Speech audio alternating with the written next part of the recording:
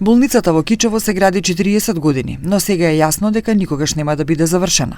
Иако се завршени две фази, премиерот Христијан Мицкоски рече дека наместо неа од темел ќе се изгради друга болница и ќе биде на друга локација.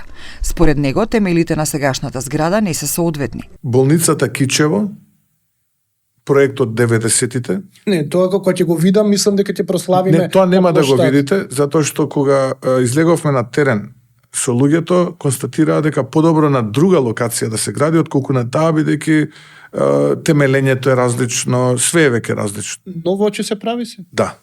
Тој објект се напушта што поскапо е да се прави таму, да се реконструира постојниот кој што е оставен 25 години да скапува. Го прашавме и министерот за здравство Арбен Таравари, кој е оптимист дека постоечкиот објект може да биде завршен, но е убеден дека подобро е да се изгради нов на друга локација. Да, точно е, според анализите на компанијата. Повеќе не чини реконструкцијата на постоечката болница отколку нова болница на нова локација, која без проблем можеме да ја обезбедиме на државно земјиште. Мислам на болницата во Кичево.